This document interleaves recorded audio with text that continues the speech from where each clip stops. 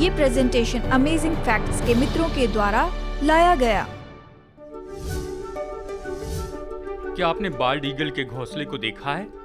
ये चील कई साल तक एक ही घोंसले का उपयोग करती है और कई साल के बाद कुछ घोंसले तो बहुत बड़े हो जाते हैं। कुछ तो 9 फीट चौड़े होते हैं और 2 टन के वजन के होते हैं। माता पिता दोनों अपने बच्चों का प्रयोजन करते हैं। जैसे इनके छोटे चूजे बहुत कुछ खाते हैं, इसलिए जल्दी बढ़ने लगते हैं। हर 5 दिन में इनका 1 पाउंड वजन बढ़ता है, लेकिन इन्हें जल्दी ही उड़ना सीख कर खुद के लिए शिकार करना पड़ता है। छोटे उकाबों का जीवन मुश्किल होता है और दुर्भाग्यवश केवल 10 से 20% ही इनमें से बड़े हो पाते हैं। वायर पर बैठने के कारण इन्हें करंट लगता है। शिकारी इनका शिकार करते हैं, गाड़ियां इन्हें टकराती हैं। कई बार तो ये भूखे मरते हैं। एक बार इन्हें दुर्लभ स्पीशीज कहा गया था, लेकिन अद्भुत रीति से इनकी संख्या बढ़ती गई। इनकी रफ्तार, इनकी शक्ति और इनके आकार के कारण बाल्ड ईगल को चुना गया कि ये यूनाइटेड स्टेट्स ऑफ अमेरिका को दर्शाएं। केवल आज ही के जमाने में देश जानवरों या पशुओं को अपने चिन्ह के रूप में उपयोग नहीं करते। बाइबल अलग अलग पशुओं का उपयोग करती है कि उनके चरित्र को दर्शाते जाएं, भविष्यवाणी के महत्वपूर्ण राज्यों के बारे में। तो अभी मेरे साथ में जुड़ जाइए, जैसे हम देख रहे हैं कि बाइबल सच में क्या कहती है यूनाइटेड स्टेट्स ऑफ अमेरिका के भविष्य के बारे में। मैं सोचता हूं कि हम सब लोग इस बात से सहमत होंगे कि इस समय संसार के किसी क्षेत्र में युद्ध को देख सकते हैं और हम इसे कहते हैं आतंकवाद के विरुद्ध में युद्ध। मैं सोचता हूं पोप फ्रांसिस ने भी पिछले साल इस तरह से कहा था। ऐसे लगता है पूरे संसार में शांति लाने की कोशिश में तीसरा विश्व युद्ध होने वाला है। और फिर इस हफ्ते एक और लापरवाही की घटना हुई। शायद आप कुछ तथ्यों में दिलचस्पी लेंगे। दुनिया का सबसे बड़ा धर्म, जब आप प्रोटेस्टेंट और कैथोलिक को जोड़ते हैं तो ये मसीहत है। लगभग 2.17 बिलियन लोग हैं क्रिश्चियंस इस संसार में हैं, कुल 8 बिलियन लोगों में से। और संसार में 1.6 बिलियन एक और आस्था से हैं।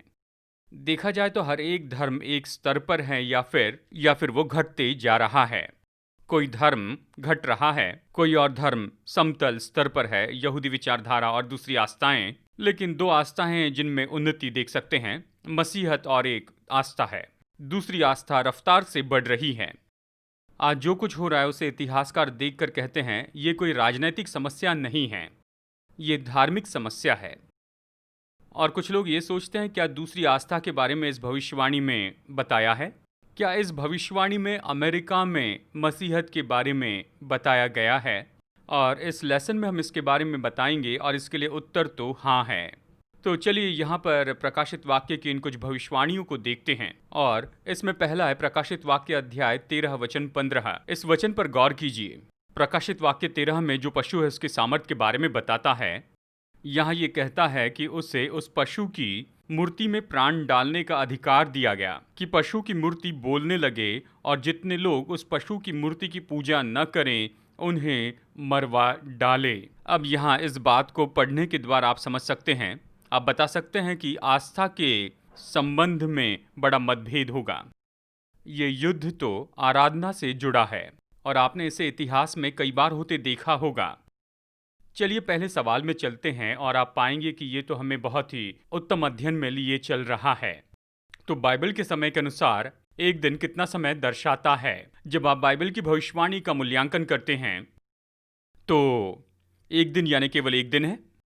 तो जब ये कहता है ये 3.5 वर्ष यानी 42 महीने 1260 दिन, तो आप जानते भविष्यवाणी इस तरह से दी गई थी। आप केवल इससे नहीं पाते हैं प्रकाशित वाक्य 13, प्रकाशित वाक्य 12 में, दानियल अध्याय 7 में, लेकिन ये समय काल बाइबल में हम कई बार देख सकते हैं। यानी भविष्यवाणी में एक दिन का मतलब क्या होता है, इसके लिए बहुत से वचन हैं। उदाहरण के लिए गिनती अध्याय 14 वचन 34 अगर आप देखें, आप ये पढ़ सकते हैं, जितने दिन तुम उस देश का भेद लेते रहे अर्थात 40 दिन, उसकी गिनती के अनुसार दिन पीछे 1 वर्ष अर्थात 40 वर्ष तक तुम अपने अधर्म का दंड उठाते रहोगे। आपको याद होगा प्रतिज्ञा के देश का भेद लेने के लिए भेदिए गए थे। उन्होंने आकर निराशा की खबर दी थी। परमेश्वर ने कहा तुम में विश्वास नहीं है तो उस देश का भेद लेने के लिए हर एक दिन जो तुमने बिताया उस एक दिन के बदले में 1 साल होगा। और आप यहजकेल 4:6 में भी इसे पढ़ सकते हैं। मैंने उसके लिए भी और तेरे लिए 1 वर्ष के बदले 1 दिन ठहराए हैं। यीशु ने यह सिद्धांत उपयोग किया लूका 13 में। किसी ने यीशु से आकर पूछा, देखो हेरोदेस, तुम्हें बंदी बनाएगा, जैसे यूहन्ना बपतिस्मा दाता को मारा। यीशु ने कहा, जाकर उस लोमड़ी से कह दो कि देख, मैं आज और कल दुष्ट आत्माओं को निकालता और बीमारों को चंगा करता हूँ और तीसरे दिन अपना कार्य पूरा करूंगा। ये यीशु की सेवकाई की शुरू की बात थी। उसने 3 दिन और शिक्षा नहीं दी, उसने 3 साल सिखाया। यीशु ने ये भविष्यवाणी की थी और फिर इसी तरह से पूरा हुआ 3 और दिन में, यानी यीशु ने एक दिन के लिए 1 साल रखा। यानी मन में इस सिद्धांत को रखते हुए प्रकाशित वाक्य अध्याय 13 में क्या कहता है कि कितने समय तक पशु की ये सामर्थ राज्य करेगी, इसके पहले कि उस पर भयानक जख्म हो, इसके पहले कि वो जख्मी हो। अगर आप प्रकाशित वाक्य 13:5 में देखते हैं, ये कहता है उसे 42 महीने तक काम करने का अधिकार दिया गया।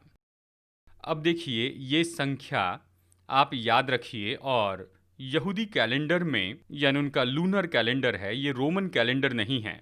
उनके महीने में, एक महीने में 30 दिन हैं, यानी एक साल में 360 दिन, और हर कुछ साल के बाद में एक और महीना जोड़ते हैं ताकि उनका ऋतु पूरा हो सके। ये संख्या 42 महीने, ये 3.5 साल का समय है, या 1260 दिन हैं। खैर, मुझे बताइए 7 का आधा क्या होता है? 7 साल का आधा यानी 3.5 साल। आप ये संख्या कई बार देखेंगे और अक्सर इसका संबंध सताव से होता है। 3.5 साल बाद यीशु को क्रूस पे चढ़ाया गया। उसके 3.5 साल बाद स्तिफनुस पर पत्थरवाह हुआ, वो पहला शहीद था। और प्रकाशित वाक्य में जब 3.5 साल के बारे में बताता है तो ये समय है अंधकार और सताव का समय। ठीक है, पशु के राज्य का समय काल कब शुरू होगा? और आप इसका जवाब तो इतिहास में देखेंगे, क्योंकि आप इतिहास में देख सकते हैं, ये बाइबल के समय के बाद में लिखी गई है। ईस्वी सन 538 में पोप को कानूनी रूप में सबसे उत्तम मानना शुरू किया गया, जब राजा जस्टिनियन ने इसके बारे में घोषणा की, जिन्होंने रोम के बिशप को, जो कि पोप के नाम से जाने जाते हैं, उन्हें चर्च पर मुखिया घोषित किया। वही सिद्धांतों को निश्चित करने वाले और गलतियों को सुधारने वाले हैं। और फिर आप पढ़ सकते हैं, वजेलियस ने ईस्वी सन 538 में पीपल चेयर को बेलिसरियस के मिलिट्री प्रोटेक्शन में उभारा। अब देखिए क्या हो रहा था यहाँ। जस्टिनियन रोमी शासक, उसने रोम की राजधानी हटाकर कॉन्स्टेंटिनोपल बनाई। उसने बनाया रोम में पोप, चर्च का लीडर बनाया और उन्हें मिलिट्री सौंप दी। उन्हें गलत शिक्षा को सुधारने वाला कहा, ताकि वो अब सिविल पावर का उपयोग कर सके कि धर्म की बात को लेकर आए। क्या यीशु ने कभी ये कहा कि सिविल पावर का उपयोग करो कि लोग विश्वास करने लगे? ये महत्वपूर्ण मुद्दा है, बाद में मैं इसके बारे में और भी बताऊंगा। ये बदलाव का समय था, ये 538 में हुआ, जहां मसीहत अचानक ऐसे सताव करने वाली सामर्थ बन गई। वो तो प्रेम की सामर्थ से काम करने वाली थी। यीशु ने कहा, मेरे पीछे चलो। अगर कोई नहीं चलना चाहता तो वो मुड़कर चले जा सकता था। और मैं ये सोचता हूँ कि आप सब इसे समझ रहे हैं, और ये तो बदलाव था। प्रभु यीशु जबरदस्ती से आज्ञा मनवाना नहीं चाहते हैं। आप यहाँ पर पढ़ सकते हैं, एबिट्स रोमन हिस्ट्री में शासक का रहने का महल कॉन्स्टेंटिनोपल में शिफ्ट किया गया। ये रोम के सम्मान के लिए दुखद बात थी। और इसी समय किसी ने इस तरह से अनुमान लगाया कि रोम का शहर रफ्तार से नीचे घटते चले जाएगा। लेकिन क्या हुआ, वहां पर चर्च बढ़ता गया और रोम के बिशप यानी पोप का अधिकार बढ़ता चला गया। उसने उसे एक नया जीवन दिया और उसने उसे फिर से राजधानी बनाया, और इस बार राजनैतिक या फिर मिलिट्री राजधानी नहीं, लेकिन संसार की धार्मिक राजधानी बना दिया। और उस समय बहुत बड़ा बदलाव हो गया था। आइए इसके बारे में और भी पढ़ते हैं। कैसर के बाद जैसे उसका वंश आने लगा, वैसे रोम में पॉन्टस का वंश आने लगा। जब कॉन्स्टेंटिन रोम से निकले तो उन्होंने अपनी जगह पॉन्टिफ को दे दी। ये तो बहुत ही दिलचस्प ऐसा इतिहास का वाक्य है, क्योंकि आप प्रकाशित वाक्य 13 में आप ये पढ़ सकते हैं। ये कहता है कि पशु अपनी सामर्थ तो उस अजगर से प्राप्त करता था। रोमी शासन जिस पर कैसर राज्य करता था, वो वहां से निकलता है, कहता हम यहाँ पर अपना सिंहासन खाली करेंगे, लेकिन तुम हमारे सिंहासन को रखो, हम दूसरे शहर में जा रहे हैं। और इसके बजाय कि रोम ऐसी सामर्थ हो जो संसार पर राज्य करती है सिविल पावर और मिलिट्री पावर के द्वारा, लेकिन अब ये राज्य करती है धार्मिक सामर्थ से। ईस्वी सन 538 ये इतिहास का बहुत स्थापित ऐसा डेटा है। तो फिर 1260 दिन कितने साल होंगे बाइबल की भविष्यवाणी के अनुसार? 1260 साल। अगर आप 1260 साल आगे बढ़ते हैं तो कहाँ पहुँचते हैं? 1798। आप सोचेंगे उस समय क्या हो रहा था? 42 महीने के बाद में पशु के साथ में क्या हुआ? प्रकाशित वाक्य 13 में पढ़ सकते हैं, मैंने उसके सिरों में से एक पर एक भारी घाव लगा देखा, फिर उसका प्राणघातक घाव अच्छा हो गया और सारी पृथ्वी के लोग उस पशु के पीछे पीछे अचंभा करते हुए चले। उस पर प्राणघातक घाव हुआ मतलब सामर्थ रोकी गई, यानी वो इतना ज्यादा नियंत्रण करता था, इतना प्रभावी था और इस तरह से था। ये केवल धार्मिक सामर्थ नहीं थी, लेकिन ये सिविल पावर भी थी पूरे यूरोप पर और साथ साथ में दूसरी जगह भी। और उस समय वो दक्षिण अमेरिका में पहुंचने लगे और सेंट्रल अमेरिका में भी। उस समय वो जख्मी हुआ, अपनी सामर्थ खोने लग गया। इतिहास क्या बताता है? 1798 में क्या किसी ने नेपोलियन बोनापार्ट के बारे में सुना? वो पूरे यूरोप में छाया हुआ था और ये कोई धार्मिक चलन की बात नहीं थी, और ये तो बहुत ही ऐसी सेकुलर मूवमेंट थी। उसने अपने जनरल बर्टियार को रोम में भेजा। रोम में आते ही उसने सरकार के लोगों को नाश किया और सेकुलर स्थापित किया। उसे प्राणघातक घाव हुआ। प्रकाशित वाक्य 13:10 कहता है, जिसको कैद में पड़ना है वो कैद में पड़ेगा, जो तलवार से मारेगा अवश्य है कि वो तलवार से मारा जाए। अब यहाँ पर मेज फिर गई है, इसके बजाय कि उसके पास सामर्थ्य और अधिकार होता कि सताए और लोगों को बदलते जाएं। और यहाँ प्रोटेस्टेंट के विरुद्ध में सताव हुआ। पोप को वेलेंस फ्रांस में शहरपनाह के शहर में ले जाया गया, वहाँ पर वो जेल में ही मर गए और लगभग 130 साल तक वो अपनी सिविल पावर खो बैठे। ये कहता है ये कुछ समय के लिए होगा। कहता है प्राणघातक घाव चंगा हो जाएगा और संसार चकित हो जाएगा। आप इतिहास में देखिए, 1929 में एक व्यक्ति था जिसका नाम था बेनिटो मुसोलिनी। किसी को याद है? मैं तो बूढ़ा हो रहा हूँ।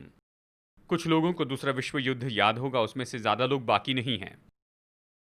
मुसोलिनी ने पोप से डील की, कहा मुझे राजनीतिक रूप में आप सामर्थ दीजिए। अगर आप मुझे राजनीतिक सामर्थ देंगे ताकि मेरा स्टेशन बढ़ता चले जाए, तो हम आपको देश के रूप में फिर से आज़ादी देंगे, वेटिकन देंगे, और हम आपको फिर से एक बार सिविल और धार्मिक सामर्थ बना देंगे ताकि तुम दुनिया में अपने राजदूतों को भेज सको। तो इस पर उन्होंने दस्तखत किए और उन्होंने फिर से अपनी सामर्थ में काम करना शुरू किया। और ये कहता है आज रोमी सवाल तो भूतकाल की बात हो गई, वेटिकन इटली के साथ में शांति में है। कहता है यादगार डॉक्यूमेंट पर अपने ऑटोग्राफ दिए और जख्म को चंगाई दी। यहाँ इसी शब्द का उपयोग करता है। अगर आज आप संसार में देखें तो पाएंगे कि ये वापस आ गए हैं, यहाँ केवल यूरोप में ही नहीं लेकिन पूरे संसार में आए हैं सामर्थ के रूप में। तो कहीं मत जाइए दोस्तों, कुछ ही पल में हम आज के प्रेजेंटेशन को लेकर लौट आएंगे। क्या कभी आप भूल गए अपनी वेडिंग एनिवर्सरी, आउच, या कोई और दूसरा मौका? ये सच में शर्मसार करने वाला है कि अगर आप जन्मदिन भूल जाते हैं। अगर मैं आपको ये बताऊं कि परमेश्वर के लिए एक विशेष दिन है जिसे लगभग पूरा संसार भूल गया है, सच में ये तो मनुष्य के इतिहास में एक महत्वपूर्ण ऐसा दिन है, और इसे भूल जाना आपके जीवन पर बड़ा प्रभाव डाल सकता है। क्या आप इस दिन के बारे में और जानना चाहते हैं? इसलिए मैं आपसे निवेदन करता हूं कि अमेजिंग फैक्ट्स की ओर से आंखें खोलने वाले स्टडी गाइड को आप मंगवाएं, इतिहास का खोया हुआ दिन। आप चकित हो जाएंगे कि ये अद्भुत सच्चाई आपसे इतने समय तक क्यों छिपी रही, और जब आप इसे स्मरण करने लगते हैं तो ये आपके और आपके परिवार के लिए क्या अर्थ रखता है। अपनी फ्री कॉपी मंगवाने के लिए स्क्रीन के नंबर पर फोन कीजिए और ऑफर नंबर 107 मंगवाइए या वेब एड्रेस पर जाइए। इस अद्भुत स्रोत को पढ़ने के बाद में अवश्य इसे अपने मित्रों को जरूर दें। तो चलिए आज के प्रेजेंटेशन में लौट कर चलते हैं और प्रभु के वचन से कुछ अद्भुत तथ्य देखते हैं।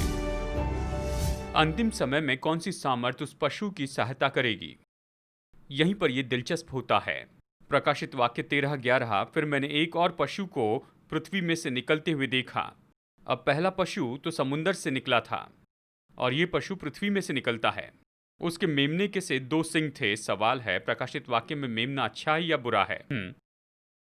यूहन्ना बपतिस्मा दाता ने यीशु के बारे में क्या कहा? देखो, परमेश्वर का मेमना जो जगत के पाप उठा लिए जाता है, मेमना अच्छा है। मेमने के जैसे 2 सिंग थे और वो अजगर के समान बोलता था। सवाल है, प्रकाशित वाक्य में अजगर अच्छा या बुरा है?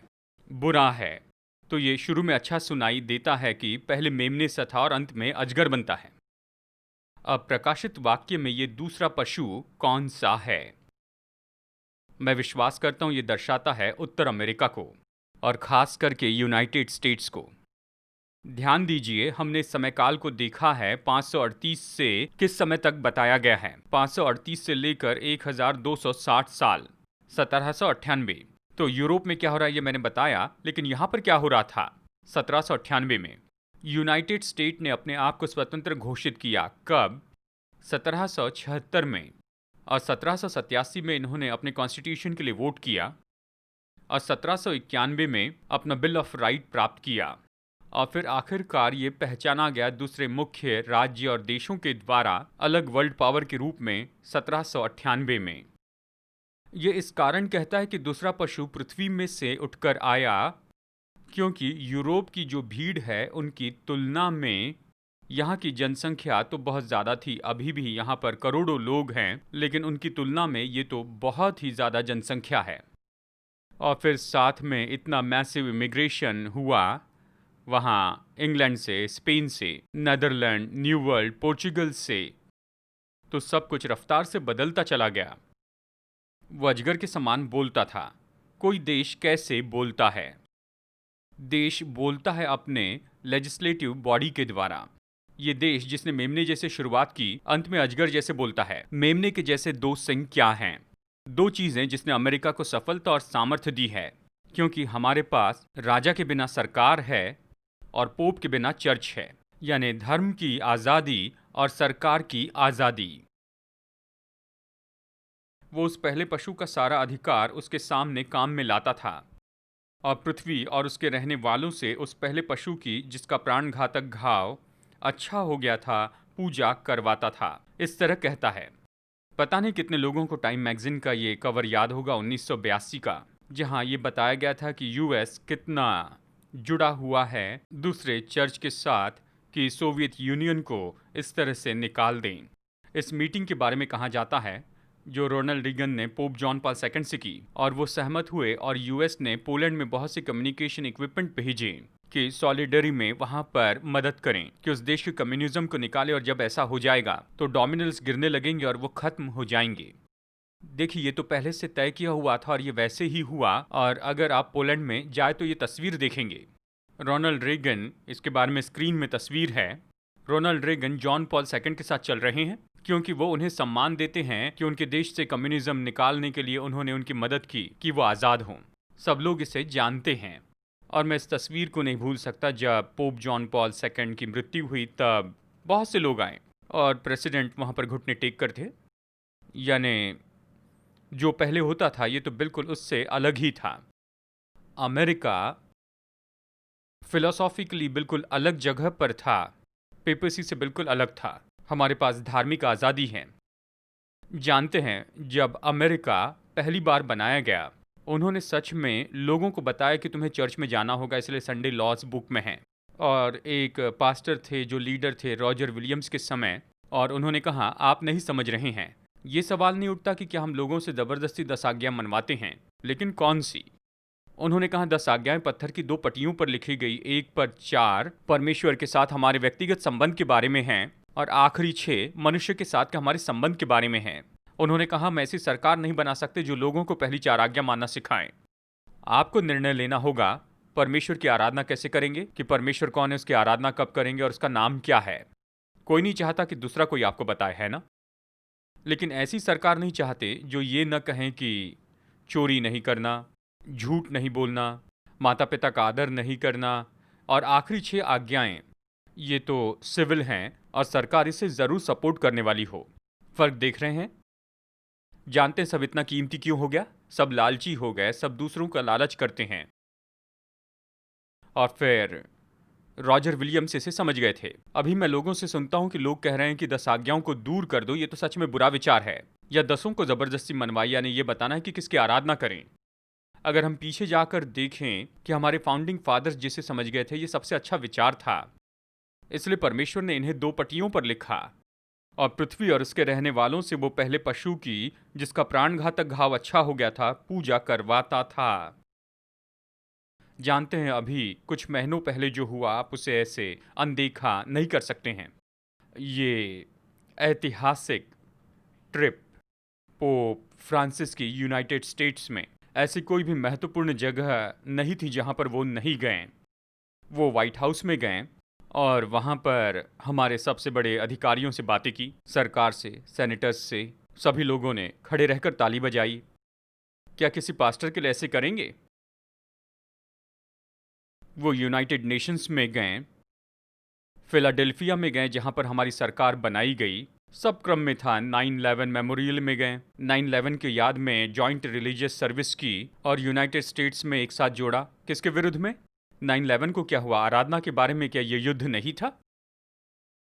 कोई ये कहना नहीं चाहता, लेकिन हम सब ये जानते हैं, ये धार्मिक कट्टर विचार वाले थे जिन्होंने ऐसा किया, जो अपने विश्वास के लिए मरने को तैयार थे।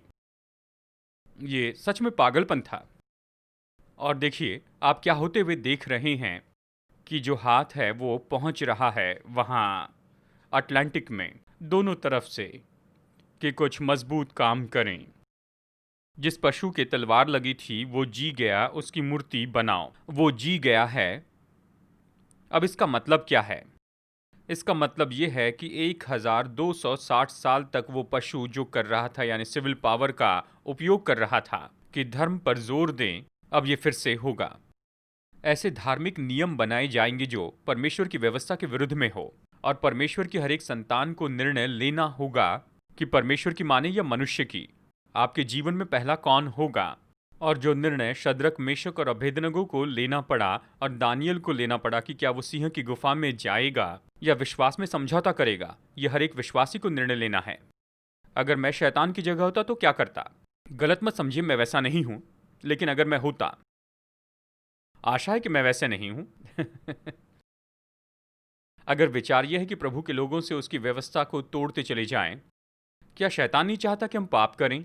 बाइबल कहती वो बड़े क्रोध से आया है क्योंकि वो चाहता है कि हम पाप करते जाएं। और दानियल अध्याय 3, वो तो मूर्ति पूजा के बारे में व्यवस्था तोड़वाना चाहता है। कोई बात नहीं, एक आज्ञा तोड़े तो बाकी सब तोड़े जैसे ही है, याकूब में कहा। दानियल अध्याय 6 में ये व्यवस्था थी, पहली आज्ञा, दूसरों को ईश्वर न मानना। और जबकि ये ऐसी बात थी समय और व्यवस्था से संबंध में, तो पशु की सामर्थ समय और व्यवस्था को बदलने वाली है। एक ही आज्ञा जो इन सारी कैटेगरीज में आती है, जो आराधना से जुड़ी है, समय और व्यवस्था की, वो सब के लिए है। जानते हैं, मैं तो बस उनसे यही कहूंगा, सारी 10 आज्ञाओं को माने। और ये चौथी आज्ञा जिसमें परमेश्वर का नाम है, कहता है 7वें दिन को पवित्र रखना। मैं नहीं चाहता परमेश्वर के दिन को पवित्र रखे, मनुष्य के दिन को पवित्र रखे। और मैं तुम्हें नई आज्ञा देता हूं, और इसलिए 7वें दिन आराधना के बजाय पहले दिन कर लेना। एक दिन से कौन सा फर्क पड़ने वाला है? और ये तो बहुत ही धूर्तता की छोटी सी बात है, जहां पर संसार में ज्यादातर लोग कहेंगे कि एकता के लिए ठीक है। क्यों नहीं? हमें एकता के लिए सबको कुछ न कुछ समझौता करना पड़ता है। और फिर वहां पर नामधारी विश्वासियों का सहयोग होगा, जो एक साथ में आकर कहेंगे हमें परमेश्वर के पास आकर उसकी आराधना करनी होगी। ये तो अच्छा सुनाई देता है। और हम जिससे सहमत ऐसी बहुत सी बातें कहेंगे। नकली के बारे में ये खतरनाक है कि ये सच्चे के जैसे दिखता है। कहते हैं हम सबको चर्च में जाना है, लोग कहेंगे आमेन, हर रविवार को हमें जाना चाहिए। और वो कानून बनाएंगे और जो परमेश्वर की आज्ञाओं पर खड़े रहते हैं उन्हें सताते जाएंगे। केवल चौथी आज्ञा नहीं, लेकिन शायद दूसरी आज्ञाओं के लिए भी बुतों की उपासना भी जुड़ी होगी। पशु की मूर्ति के बारे में कहाँ है? और लोग कहेंगे कि चलो एकता के लिए हमें अपनी कायरता के बारे में कुछ न कुछ तो बलिदान करना ही होगा। और जो परमेश्वर के लिए खड़े रहेंगे उन्हें बहुत सताया जाएगा, इस हद तक कि खरीदना बेचना बंद करवा देंगे। और हम जानते हैं कि आज ये कितना आसान होगा, जहां पर कैशलेस समाज है तो इसका उपयोग कैसे होगा। यानी आप कार्ड स्वाइप करने के लिए जाएंगे और पिन नंबर डालेंगे और वो कहेगा ये बंद हो गया है, काम नहीं करेगा। आप पिछले हफ्ते यूनिवर्सल चर्च में नहीं गए थे, इसलिए खरीद और बेच नहीं सकते हैं। देखिए, इकोनॉमिक्स इस बात को मानता है जो कि सुपरमार्केट में हो सकता है। क्या अब यूएन और यूनाइटेड स्टेट्स इस बात पर जोर देता है इकोनॉमिक सैंक्शन कि अगर आप सहयोग न दें तो आप खरीद और बेच नहीं सकते हैं। ये अब हो रहा है। अब तो इंटरनेशनल इकोनॉमी हो गई है। आप लहरों को देख सकते हैं। अमेरिका खासा तो उसकी लहरें पूरे संसार में आर्थिक रूप में दिखती हैं। अब सब आपस में एक साथ जुड़ गया है। कौन सी एकमात्र चीज है जो अंतिम समय में परमेश्वर के लोगों को भरमाए जाने से बचाएगी? व्यवस्था और चेतावनी ही की चर्चा किया करो। यदि वे लोग इन वचनों के अनुसार न बोलें तो निश्चय उनके लिए पाँव न फटेगी। प्रेरितों के काम 17:11 में ये कहता है, बिरिया के लोगों के बारे में कहता है, ये लोग तो थिस्सलुनीकि के यहूदियों से भले थे और उन्होंने बड़ी लालसा से वचन ग्रहण किया और प्रतिदिन पवित्र शास्त्रों में ढूंढते रहे कि ये बातें यूं ही है कि नहीं। मेरे दोस्तों, बात तो ये है कि ये हमेशा ऐसे ही नहीं रहेगा। यीशु जल्दी ही वापस आएंगे। केवल यही एकमात्र हल है और मैं ये सब आपको डराने के लिए नहीं कह रहा हूँ, क्योंकि जानते हैं, मैं यहाँ रुककर आपको याद दिलाना चाहता हूँ। अगर मैं आपको यीशु के आने के दिन और समय के बारे में बताऊं तो ये आपको नहीं बचाएगा। मैं नहीं बता सकता क्योंकि कोई नहीं जानता। भविष्यवाणी का उद्देश्य तो छुटकारे के लिए है। यीशु ने कहा कि जब ये सब कुछ होने लग जाएगा तो अपने सिर उठाओ। तो उसने कहा, तब तुम जानोगे, ये सब होने के बाद तब तुम जानोगे कि मैं सच बता रहा था। जैसे आप मुड़कर देखते हैं कि कैसे यीशु ने पशु के इतिहास के बारे में बताया, दूसरा पशु, और ये सब कुछ हो रहा है। वाह, जैसे कहा था वैसे ये प्रकट हो रहा है। वो हमें क्यों बताना चाहते हैं? इसका मतलब ये बाइबल जो कहती है कि पाप से बचाए जाना, ये बात तो सच है। भविष्यवाणी के लिए यही तो कारण है। ये इसलिए नहीं कि आपको भविष्य बताकर चकित करूं, जैसे कि ज्योतिष करते हैं। परमेश्वर भविष्यवाणी के द्वारा बताते हैं ताकि आप उसके वचन पर भरोसा कर सके कि ये अलौकिक किताब है और वो उद्धार के बारे में जो कहते हैं वो सच है। अगर वो संसार के इतिहास को जानते हैं तो क्या आपके इतिहास को जानते हैं? प्रभु ने आपके लिए योजना रखी और कुछ भी ऐसे अकस्मात नहीं होता है। वो सारी आती हुई चीजें देखते हैं।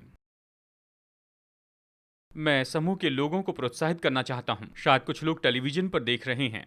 आप जा सकते हैं last day of prophecy website पर और जिन प्रेजेंटेशन को आप नहीं देख पाए उन्हें देख सकते हैं और जो संसार पर आ रहा है उसकी तैयारी कर सकते हैं, जैसे हम इसे कहते हैं। ये बहुत ही दिलचस्प समय है। बाइबल कहती है कि परेशानी का समय आ रहा है जैसे पहले कभी नहीं आया था। लेकिन मैं नहीं डरता। जानते हैं क्यों? क्योंकि मैं जानता हूँ यीशु ने मेरी जिंदगी के लिए योजना बनाई। अगर प्रभु आपके साथ हैं तो आप आग के भट्टे से नहीं डरेंगे। अगर मसीह आपके साथ है तो क्या आपको सिंह की गुफा से डरना पड़ेगा? अगर यीशु आपके साथ में है तो क्या आप समय की परेशानी से डर जाएंगे? वह इन सब में से आपके साथ होकर जाएंगे, लेकिन आपको उसे अपने दिल में न्योता देना होगा। क्या आपने ऐसा किया है? क्या आप अमेजिंग फैक्ट बाइबल स्टडी को और नहीं पा सकते हैं? आपको सच्चाई से भरे प्रोग्राम को जानने के लिए अगले हफ्ते राह देखने की जरूरत नहीं है। आप जाइए अमेजिंग फैक्ट मीडिया लाइब्रेरी में aftv.org पर। aftv.org पर आप वीडियो और ऑडियो प्रेजेंटेशन का आनंद उठा सकते हैं और साथ ही प्रिंटेड मटेरियल सब कुछ मुफ्त में। दिन में 24 घंटे और हफ्तों में 7 दिन आपके कंप्यूटर या फिर मोबाइल से लॉग कीजिए aftv.org पर।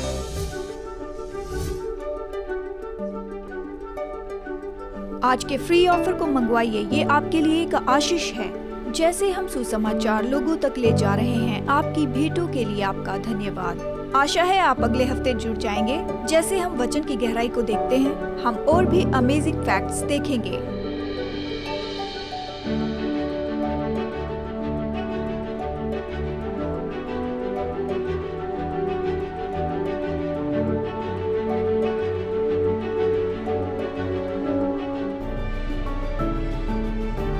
ये प्रेजेंटेशन अमेजिंग फैक्ट्स के मित्रों के द्वारा लाया गया।